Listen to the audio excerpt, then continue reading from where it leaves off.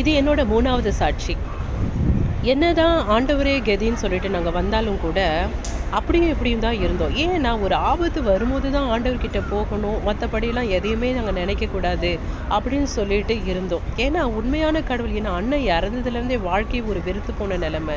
அம்மாவோட பலவீனமும் மாறாம, எங்களுடைய பயங்களும் மாறாம, அடுத்து யார் மரணமாவா? அப்படிங்கிற ஒரு கேள்விக்குறியோடவே இருந்தது. ஏன்னா, அந்த பில்லி சூனியம் இன்னும் எங்கள சுற்றி, சுற்றி, சுற்றி தான் எங்கள பயமுறுத்தி கொண்டு, வியாதியில படுக்கையில போட்டுக்கொண்டு, வீணான செலவுகளும், குடும்பத்தில குழப்பங்களும் எல்லாம் இருந்து கொண்டு தான் இருந்தது. ஏன்னா, கடவுளே கெதின்னு நாங்க போனாலும், அதில உறுதியாவும், அதில நம்பிக்கையாவும் நாங்க இல்ல.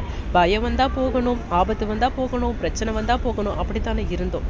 அதனால, என்னோட வாலிப பிராயத்தில ஆண்டவராகிய கர்த்தரை நான் அறியும்படியாய் வந்தது.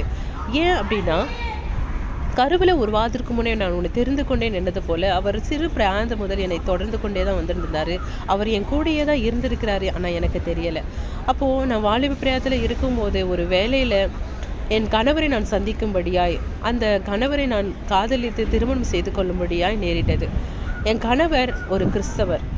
அதன் மூலியமா தான் ஆண்டவரை இன்னும் அதிகமாய் நான் தெரிந்து கொள்ள வேண்டிய ஒரு சூழ்நிலை வந்தது. இது 3வது சாட்சி.